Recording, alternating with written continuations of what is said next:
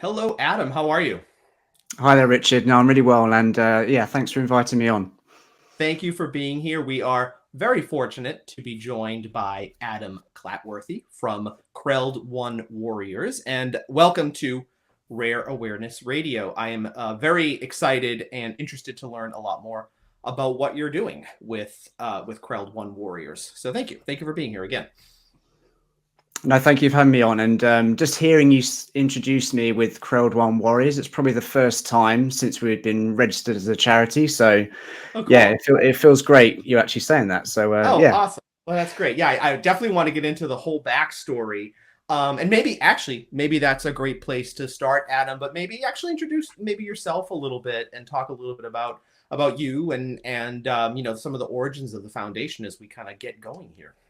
sure. Well, how long have you got? It's a fairly I know it's a long long and story for sure, right? it's a fairly long and complicated story. So Yeah, I'll yeah. try and keep it as brief and simple to kind of grasp. But yeah, look, my name's Adam. I'm first and foremost a dad. Yeah. Very, very privileged and lucky to have three amazing children. Awesome. And in terms of what I do in my day job, I work in communications. Mhm. So my career's always been public relations and tech communications. So Oh, very cool. it kind of feels like my career has in a way set me up a Yeah. little bit and helped me prepare for this journey that we've been on that we never predicted and never Right. would have ever predicted. But to tell you a bit about our kind of first foray into this world of genetics and genomics and rare disease, my wife and I, Jess, she's a pediatric nurse. Right. We met at university. We were very blessed to have our first child, Daisy, Yep. wonderful little girl who, yeah, has been really incredible growing up in this world. But yeah, we're like many families do. There were the three of us. Daisy got to 3 years old, and once you've recovered, I think, from having your first child From and having really this. understanding what it's like to not put yourself first all the time, we're having Right. those conversations that many couples do, and like, oh, we'd love to have another Maybe child. it's time to go. Yeah, maybe it's time to Yeah, go for second round. Yeah. exactly. Yeah, and it was more for Daisy, really, like to Mhm. have a little sibling that Yeah, she could, sibling, sure. yeah, Yeah, someone to grow grow up up with. with. Yeah. Yeah, play around with, and all of our friends were at similar stages in their journey as well. So yeah, we decided to have another child, and pregnancy was all pretty straightforward, really. Mm. All of the milestones were being hit. Jess was fine. Yeah, nothing kind of Yeah, alarm bells or anything sure. came Yeah, up. nothing out of the ordinary, right? No, not at all. Yeah. And I think because Jess is obviously a nurse and she's Yeah. always been very careful with what she eats and what she drinks. Like she was, yeah, never really smoked or anything, or Right. never, Right. yeah, Very just healthy. Yep. very healthy.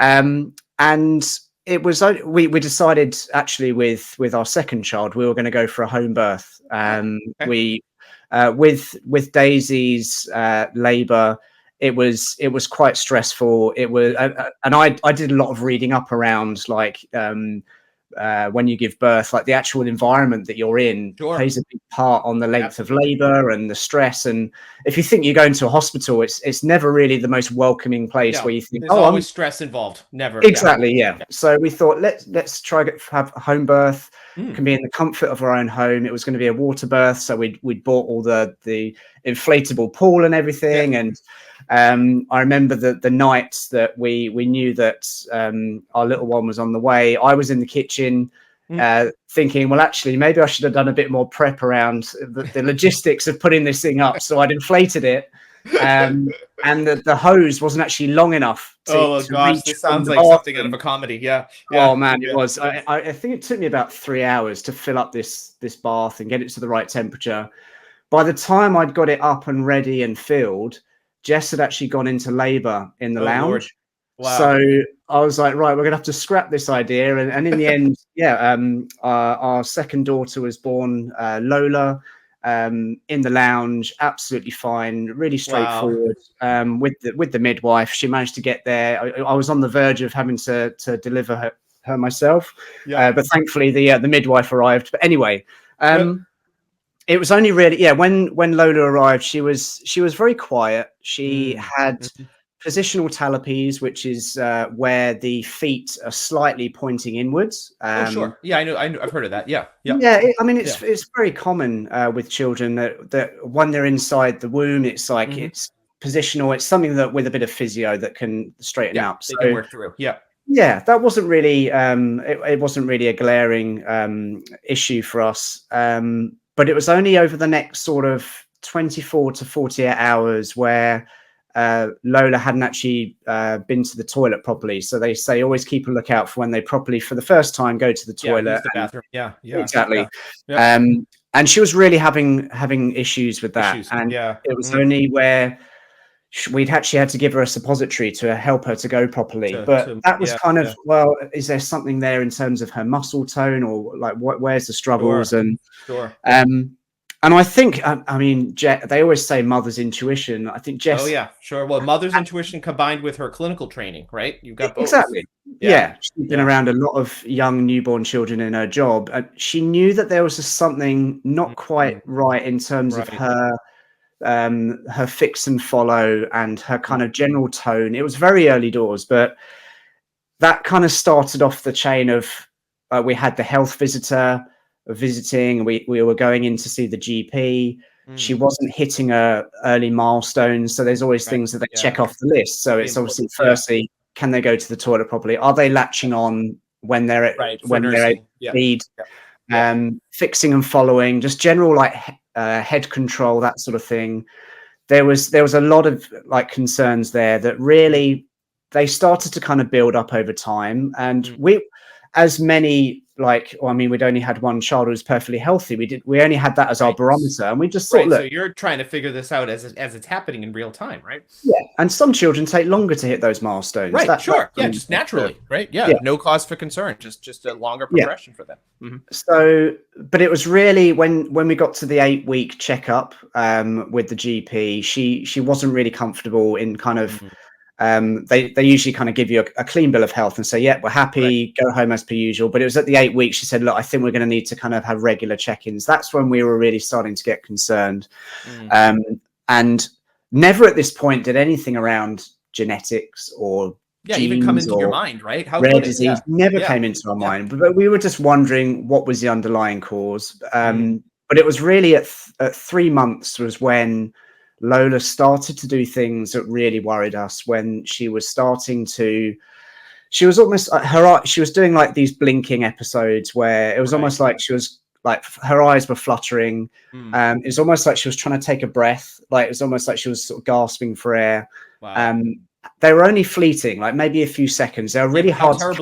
How terribly frightening, even when even if it's just for a few seconds. I mean, of course, yeah. And we were trying to capture them on video, which is obviously really hard when you don't know when they were going to happen. Right. So we were videoing her all day. Yeah.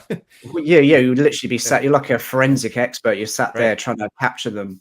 And then I mean, the GP said, well, until I see what they look like, I can't really say what they might be.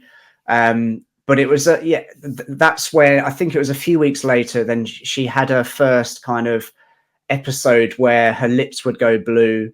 It's almost like she was starved of oxygen. She'd stop breathing for momentarily. Her eyes would go red. And then I think the first time we called the ambulance was when it was a more pronounced seizures. We thought they were some kind of seizure, right? But no one was really those little twitches or those blinks. This was something much more profound, right? Exactly, yeah. But no one was really believing us that they were a seizure. I mean, they initially put. I remember I was actually away for work in Germany. I remember it really, really vividly. I was away for work. I remember my wife Jess called me out of the blue and just said, look, just to let you know, I've had to call an ambulance, but don't worry, which is the first thing you do. Yeah, we're in the ward, looking to get flights back home from Germany immediately. Right? Exactly. That's what I was straight off the phone. She was like, look, don't worry, she's having tests and everything. There's nothing that they can see. She had a bit of an episode. But of course the next day I was straight on the flight home back in. I just remember vividly, I walked into the children's ward at like 1 or 2 in the morning and just seeing her there connected up to all the wires. She had a heart monitor on, and heartbreaking. Oh, it's heartbreaking. Like, just to see Yeah. your child is really vulnerable, only a few months old. Mm. That was really the start of, like, I think over the space of about 5 or 6 months, we called the ambulance maybe 18 times Oh my Lord. because she was starting to have these more pronounced Sure. seizures where there was rhythmic jerking of the arms, and they initially put her on medication for, they thought it was silent reflux, which didn't make any sense to us, but you just listen to the Well, you're experts. kind of, are you almost grasping at this point, Adam? I mean, Anything. yeah.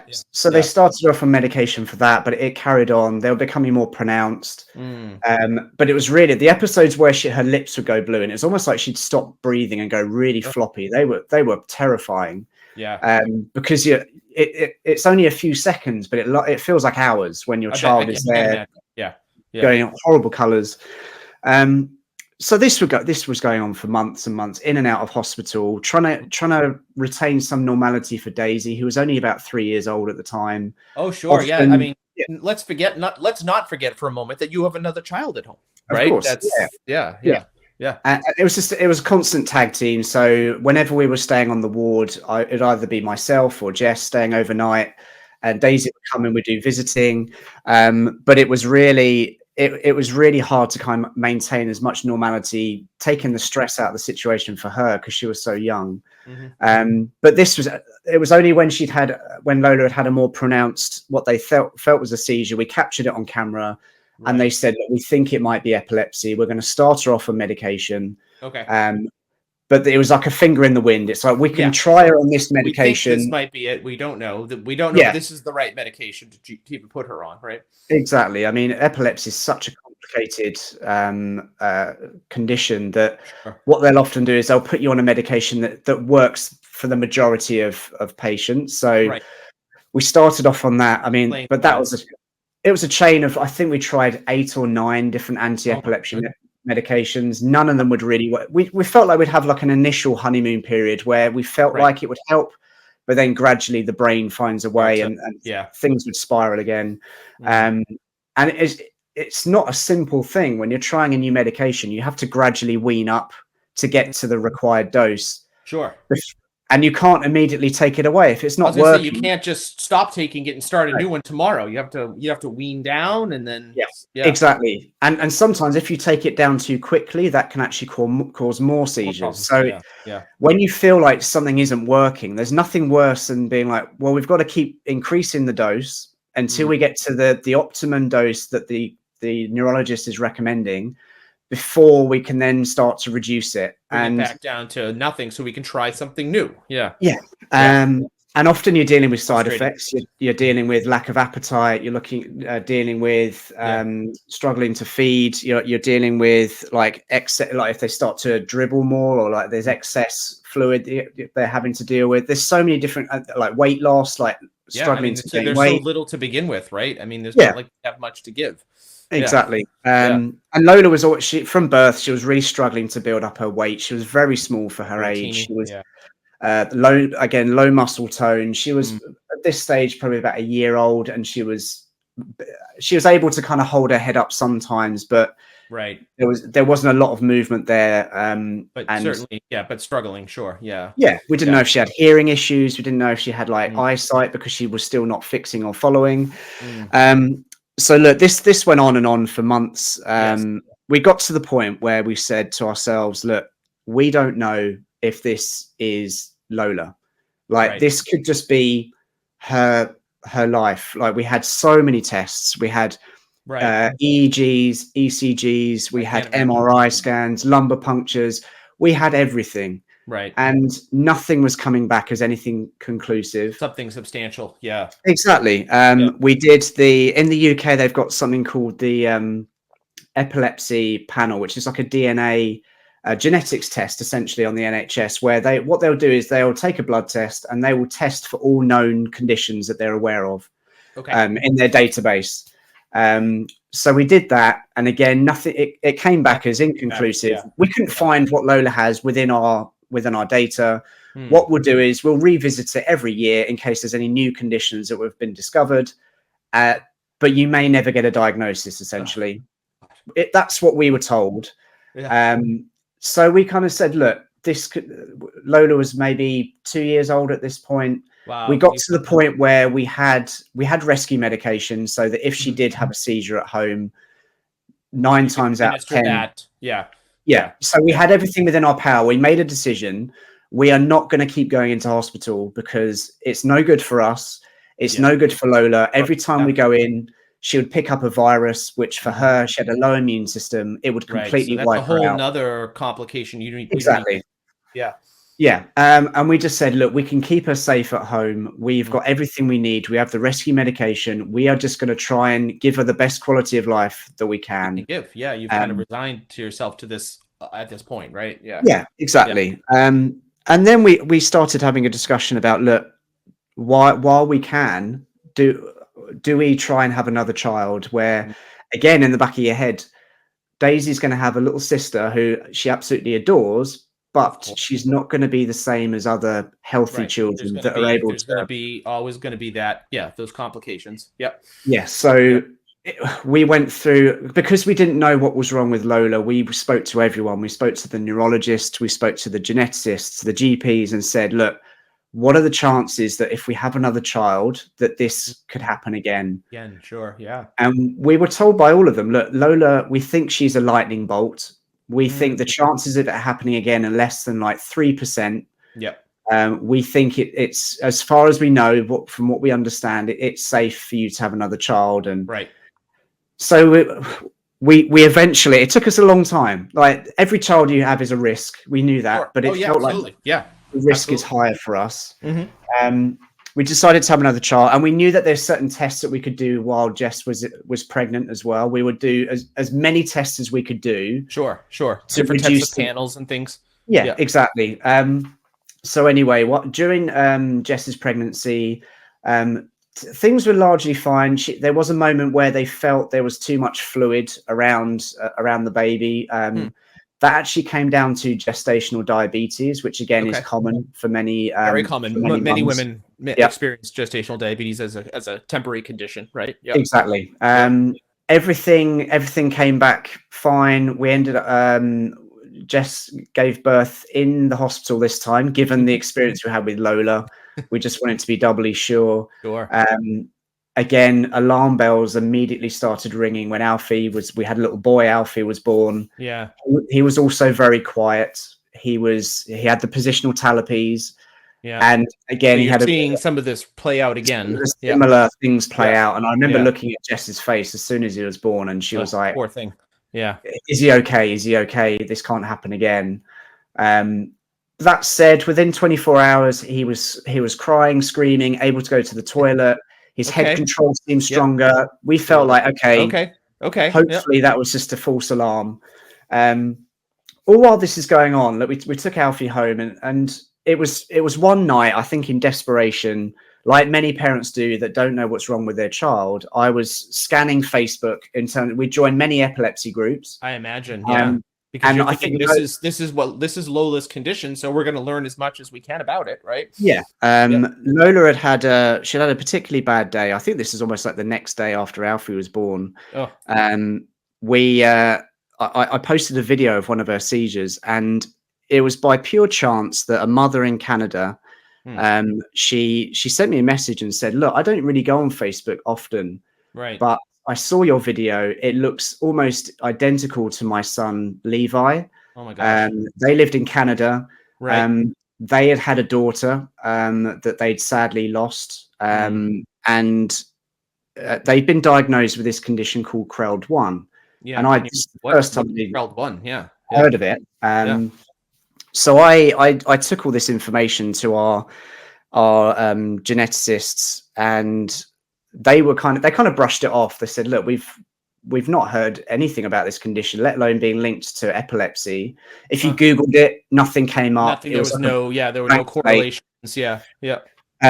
So I went back to Katie, this mother, and said, look, we've asked our geneticist about it. They don't think it's that. I've asked them to test for it, and she just said, well, keep at it. We just we immediately formed a bond with this family. Yeah, sounds like it. And there was a test available that they could do for Lola at that time to try to determine if it was CRELD1, or was that That's not what even? we're trying to find out, because well, at that time they hadn't even ever heard of it, so Right. they weren't armed to do So how any do you kind test for it? Yeah. of test for it. Yeah.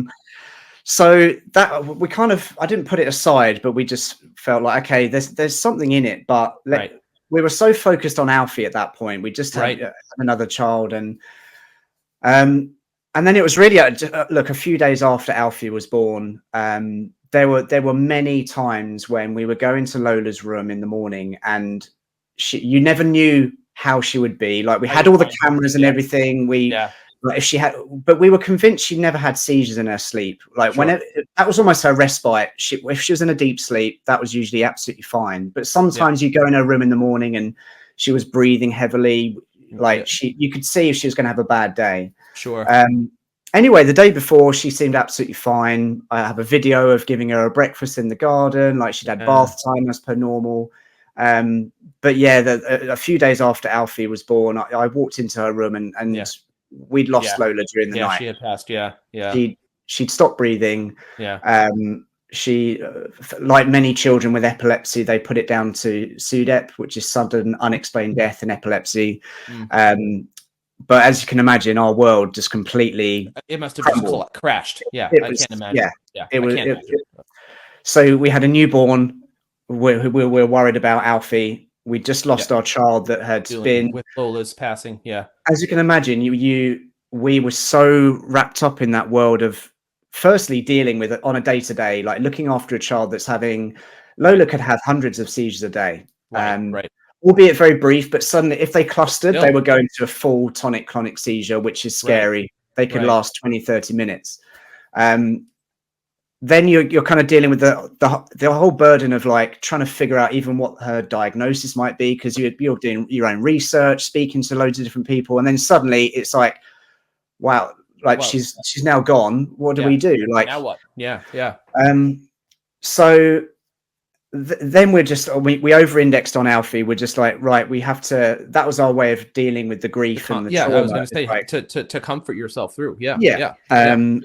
So with Alfie, I mean, things weren't like they were with Daisy, like perfectly fine, but we felt like he was going to be good. He felt stronger. He seemed really responsive. He was smiling, laughing. He got to his 8-week checkup and they didn't actually see any concerns to flag. So again, that was another thing you check off the list. Right. But the one thing for us is starting to hit some of these milestones a little bit, right? But the one big thing for us was like him rolling over. Like, we knew once he could roll over, that would be a big win. Would be a good. It never really came, and it was almost to the day, 3 months, Alfie had his first like seizure, which was very similar to Lola's. Visible seizure. You could see it. Well, we just knew straight away. I remember I was at home with him on my own, and I was with him, and I knew it straight away. I was like, this, it has to be the same thing. Has to be. Even though it took 3 months versus Lola, where it was almost instant, it's still, Well, even with Lola's was like that. It was only at 3 months where she had the seizure, but before then there were obviously the alarm bells. The other alarm bells. So again, I clung to this CRELD1 thing again. I was. Did you reach back out to this woman in Canada at that point? Absolutely. I reached out to her again for more information. She told us that they'd been diagnosed back in 2019. They were actually part of a study with NIH and Yale School of Medicine. They were into this condition, CRELD1. There were a number of other families on board. And she just gave us all this information about more about their life, the seizures, everything. It was almost like we'd lived the same lives. Like, they had a perfectly healthy daughter the same age as Daisy. They'd lost their daughter at a very similar age to Lola. I see. Yeah. So all these parallels. Yeah. All these parallels coming in. And I remember I wrote this really long email to our geneticist, and I said, look, just explaining the whole situation. And it's almost like, have I not been clear in my previous emails? Like, I just really need but for your own purposes, right? You had to put it all down, I'm sure. I had to put it all down again. And I remember I still got the email from the geneticist. She said, look, why do you think it is this condition? Like, and I just said, look, at this point, I don't care about the why. I just, please, can you just test for it? Like, can we just within see? your Yeah. means. And within 24 hours, the geneticist called us back and said, look, we've looked into the CRELD1 gene as part of Lola's blood sample, and we found irregularities with CRELD1. And I remember she was very apologetic, as you can imagine, but Sure, of course, but yeah, but even it, still, that yeah. doesn't, I mean, the frustration, the anger, the whether I'd pushed it enough, there was the guilt there was so many emotions flying around. Yeah. We then said, look, you have to test Alfie as well. Right. Yeah. Like, Again, we have to get a in few front of weeks this. later, they came back and said, look, we found the same with Alfie. And I remember she said, look, she said, this is why it's so important that we listen to the parents and the caregivers. And she said, this is the first time we've had any parent identify such a rare condition like this out of nowhere, essentially. Right. And it is the super odds rare of you interacting with this one random person, on Facebook, right? Certainly. Yeah. Exactly. And just out of the blue as well. It's just the fact that she said, look, I don't usually go on Facebook. Right, I but saw your I message. saw this. Yeah. It was almost like it was destined to be. It was some sort of intervention. Yeah, absolutely. So that was, well, it's been 25 minutes. I told you it's a complicated story. It's okay. This is so all important, and this is all integrated and related. Yeah, it's very intricate. Yeah. But I think that's the kind of, that really summarizes as much as I can the journey to get there. And I think once we had the diagnosis officially, we were added to this Yale study as well. And we were in touch with the authors and the researchers, and they were kind of at the latter stages of the report. So we were able to add further insights with both our children. We were added to this CRELD1 Facebook group officially, because now that we had the diagnosis, they said, right, we can add you to the group. Right. And they were all in the US. We were the first family in the UK to get the diagnosis. There were about another 12 or 13 families in there. And we immediately felt like this is our family. Right. And it's really hard when you get a diagnosis. Like, so many people say to you, look, it may not help. Like, getting a diagnosis won't give you any answers. It may not give you a silver bullet to medication or treatment. It may not tell you anything. If anything, it might bring up a whole load of more questions. Another whole set of new questions. Yeah.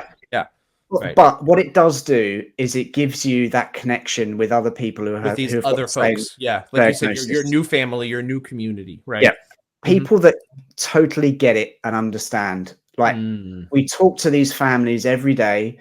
They're all going through the similar symptoms, similar struggles with feeding, putting on weight, like the challenges with developmental delay and the seizures, all of it. Everyone understands, and we're all learning and trying to help each other through it. Through medications or treatments, some work for some children, not others. I remember with Lola, we'd actually started a course of steroids for her that was the only thing that really stopped her seizures for a couple of weeks. But it was actually when we lost her that we started to wean her off. So we didn't know if there was how some much correlation there. Or, but through that, we actually found another family. Once we got a diagnosis, there was a family in the UK that got their daughter diagnosed. She was actually in intensive care and really struggling, but they started her on a course of steroids, and that got her home and out of A&E. That's good. So there were things that were helping other children through our own lived experiences. So that's really where that community really, really helped us to kind of get through it, and just being able to have someone to share your now you're connecting to these other families, right? You're deriving support from those other families. You've created your community. So I think it's really important what you just said, Adam, too. It's like, maybe the diagnosis, certainly there's no silver bullet with the diagnosis, but like you said, what it did was it opened up the door to all of these other CRELD1 families. Right? Yeah, exactly. And made that connection for you. Absolutely. And I think I spoke earlier about how my career in communications probably helped me kind of like prepare for this in a way that when we were going through everything with Lola, I didn't talk to anyone at work about it. I had that classic, like, if people know what's going on in your private life, they think, and if you start to kind of struggle at work, they're going to put it down to that. I don't know. It's some people are very. I was very protective about my private life. And Yeah, I understand. I didn't want them to think it was going to impact my job or anything. Sure. But Sure. I remember speaking to someone at a work event, and I told him about everything that was going on. And he said, "Look, I just open up about it." He said, "Look, talk to people, let people know what's going on, and you will find a kind of shared comfort in that." And that's really when I wrote I think I wrote an article on LinkedIn, or just an article about how I was dealing with what was going on through my personal life, and then the impact on work. And it's through that I started to make connections with others in the community. Okay. I was being told that for dads, it's always more of a struggle to talk about this kind of stuff. Like men are just really, we're always quite reserved. We always find it quite hard to talk about these sort of things. And the more people were coming to me and saying, like, you talking about this as a dad is really helping others in the community. So help others, yeah. And it was through those connections I was making through, like, Effie Parks and Once Upon a Gene. She has that amazing podcast. We talked about our story on there. I did a couple of other articles and just started to share more about our journey and how we were dealing with this. And that's really where people were saying to me, like, why don't you do more around raising awareness for CRELD1? Because at the time there was still nothing online. So it's like, where does anyone go if they get a diagnosis or they think their child has this? Are they going to have the same experience as us, where you're on your own until you have this magical connection with someone on Facebook? So by fate. So that's when I built the CRELD1 website, and that it was really just as a place to go, just to share a bit more information about the condition. We started to put stories up there of all of our children, and they're obviously working with the parents to do like mini case studies. We started building a scientific advisory board of just like the really smart people that I'd been connecting to and working on this. Yeah, exactly. And just trying to build a community where people could come to the site and just feel like, oh, actually, I'm not on my own. And where do I go for more information? And we were working with the researchers at Yale, trying to help them finalize this report, because we knew until that report is published, it won't be on the map for the medical community. You're still going to have very limited awareness and very limited, permeation, right? So we were working with them. We were providing input as like an author on the paper, and eventually, I mean, the paper was published coming up to, I think it was just over a year ago now. Then once that was published, it was officially, like, certainly for the NHS in the UK, they officially considered it a condition of what, it's like a gene of importance, that is disease causing, essentially. Then we were able to get it added to their epilepsy panel testing. So any child that was that had an epilepsy test, CRELD1 would be included in that. So you're doing a lot of policy outreach now. And also, like, prenatal testing, we secured a license for that, because if we were to decide to try and have another child, being able to have the prenatal testing for CRELD1 would immediately see if there was a eliminate any or not. Exactly. So these are all the things that we were trying to do. We were getting people come to me through the website saying, we think we might have this condition, like, have you got any more information? And also they were getting a diagnosis more often than not in the US, and coming to us saying, oh, we've got this diagnosis now that the consultants recognize this condition. Like, then we'd add them to the Facebook group, and it was like it was like there was a journey now. There was a path to them getting a diagnosis, to finding more information, to finding our community, right from the get-go, so that they were not having to go through months and months of confusion and feeling lost and everything. So that immediately felt like we were changing the environment that we were operating in, and we were. I'm a big believer in, like, controlling the controllable. There's certain things that, as you'd expect. Look, we've been thrust in this world of rare disease through no fault of our own. I mean, me and my wife are both carriers of this condition, but it's so rare. We would never have even heard of it. Never would have entered your thought process.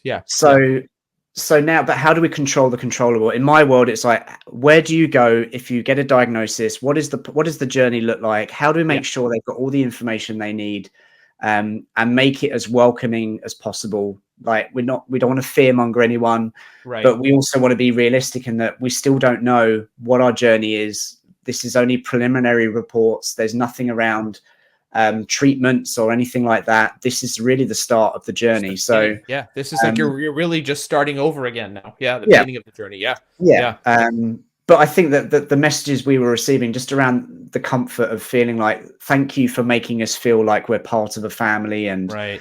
And I mentioned before, our Facebook group, we talk all the time. We're sharing, we're learning, sharing the successes, the challenges, the trauma, the milestones, all of that. And it's been a very, as you can imagine, it's been tough. I can't imagine. Yeah, we're going through it with others, and that's. This is your community, right? These are the people who are, like you said, you're not going through it alone. You're going through it with these others, right? Yeah, absolutely. When we talked at the beginning of the episode, you mentioned this is like one of the first times someone had said, you know, the CRELD1 organization, the charity out loud to you. Talk to me a little bit about, as you now have kind of ascended from the Facebook group and into the CRELD1 Warriors charity, and what are you really hoping to do with the organization, Adam? Yeah, sure. So for the first aim was really providing a central place for people to go for information and support. But then it was through, I was going to a couple of events in the UK, just again, as a representative of CRELD1, to try and learn more about the whole world of epilepsy and rare disease. And in the UK, there's a group called UK RET, which is essentially a group of all the rare epilepsy sort of communities. Some are charities, some are just kind of family and patient groups that are all in the same boat. They're all trying to learn more about their condition, connect with others. It was at one of these events I bumped into a researcher in the UK, Dr. Felix Chan, who he just came up to. I talked about our story as part of this roundtable, and he said, "I felt immediately drawn to your story." He said, I don't know what I can do, but he said, I have a lab. I would love to learn more about this condition." And he just said, "I'll do what I can." And he's providing you resources. Yeah. And I just, you kind of jump on that, right? It's not like researchers are so time poor. They largely go where the funding is and where. Right. I'm sure there's not a tremendous amount of funding available to study this condition, right? Well, no, because any funding that does is obviously going to go to the groups that have the largest potential impact. Right. So where they have the largest cohorts of children, understandably, why they're going to focus all their efforts on a condition where there was only, I think at that time, about 20 children that have been diagnosed in the world. Yeah, known cases. Yeah. Super rare. Right. So we got talking to Felix. We had a couple of calls. I just thought, look, I'm sure he says that to all the new conditions that he bumps into, but he genuinely, we had calls with him. Had a real connection. He was helping us understand a bit more about how things work. Like, we didn't know how you go about doing scientific research into a rare condition, but he was explaining it to us in a way that we could understand. And he said, look, what I'd love to do is I'd love to have a chat with the Yale researchers off the back of their report and look at where we could essentially build upon that research. And he said, look, I'm not going to lie, there's obviously always money involved. He said, well, I can do as much as I can tagging onto other research projects. But he said, let's just see where this goes. And that's when, for the first time, we thought, okay, fundraising. We know you need lots of money to do this stuff. Right. But at least we can start to do something. And we had so many friends and family and work colleagues wanting to donate to support us with Lola and Alfie. And we'd always turn them down, and we said, "Look, we've got nothing to fundraise for." I say, there's nowhere to put the money yet, right? Exactly. So, yeah. And we've done things where we'd raised money for the NHS, and we donated it towards other causes. But we would feel guilty just taking money without something concrete to very target. specific and concrete to put it towards. Yeah. Now it felt like we had something that we could aim towards. So. And that's where we'd need to become an official registered charity, because that's when you can look into things like gift aid and donation matching and companies that can make sure everything's on the up and up, and you have all. So we started the kind of process of registration. We built up our trustees, and we got official confirmation just over a month ago that we are a congratulations on that. That's charity. wonderful. Thank you very much. So we're now able to fundraise. We've got our own dedicated bank account Yep. where we can start to raise the funds. We did our first fundraising event in the summer, which was essentially it was like a movie night, karaoke evening with friends and family, and something Starting very local. small, but starting local, starting small. Yeah. And people really bought into it. Jess is doing the Great South Run next Sunday, which is it's a 10-mile run down in the south of England. And next year, I'm feeling like I need to pull my weight now, but you might need to start running. I know. Well, next year in the UK, we have a cycling event called London to Brighton. Okay. Which is you start in, as it expects, in central London, and then you cycle all the way down to Brighton on the coast, which is about the beach, right? Yeah. Miles. Yeah. So I go cycling with friends at the weekend, not professional or serious, just as a way to get out there and have a bit certainly not to Brighton. No, certainly not to Brighton. No. I put the feelers out there to a couple of friends and said, look, I'm thinking about doing this as a way to raise some money for the charity. And before you know it, I've got 35 people all signed up and registered and can't wait to get involved. So look, we know that we may never see the fruits of this in terms of will it impact Alfie's life, but you've got to start somewhere. Like even if it is baby steps, putting the foundation and the platform in place so that you're planting seeds. One day we can then hand it over to the next group to take it on, but you just have to start somewhere, and that's really where it all came from. And you're building, like you said, the foundation and the framework that is going to lead to the sustainability of this, right? So it will carry on beyond your, beyond all of us, right? Which is what you hope for, right? Exactly. Absolutely. And look, I mean, we've said all along, we hope there aren't any other children or people out there that have CRELD1, but if there are, we have to find them. And sadly, I'm probably averaging like 2 to 3 families getting in touch that have been diagnosed every month. Wow. So we are slowly kind of growing our community. Seeing an increase. Which makes me think that there may be children out there that have been misdiagnosed or again just not underdiagnosed or we just don't know what we're working with. But we've had our first family in Sydney, Australia. We've had a family in Germany. Wow. We've had more in the US. That we're now at 4 families in the UK.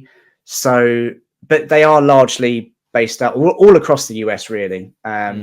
So and that's kind of where we're at today. You're creating this community. And by the way, your website's beautiful. I mean, it's so well done. And like you said, I think your professional sort of background in communications, I think it really comes through and what you are doing there to create this online community, right? And like you said, something that allows people to go somewhere to find answers, right? And build that greater community and ultimately help them. Because there aren't any other resources, or there's very other limited resources here, right? And congrats on the charity and your board of trustees and your scientific advisory board. I know and I can feel that this is an absolute labor of love and determination for you and Jess, and I'm sure everyone else that's involved. Oh no, thank you. That means a lot. And we're just learning as we go along, really. And I think in my day job, I have to explain very complicated topics to that's technical communications, right? You've got to break everything down and and then when you're in this world of rare disease and genetics, I don't know about you, but it feels like everything you read you have to read it like 3 or 4 times. I'm no medical expert. Like even I mean, Jess, with her background, she still struggles to this is complicated stuff. And it feels like all of the information that's written towards patients and like parents or caregivers, it's still written in a language that you'd only understand unless you're in the medical community. So and you're in the subset of the medical community as well. So any way we can simplify it and humanize it, I think that's the way forward. But it's a work in progress. I love it.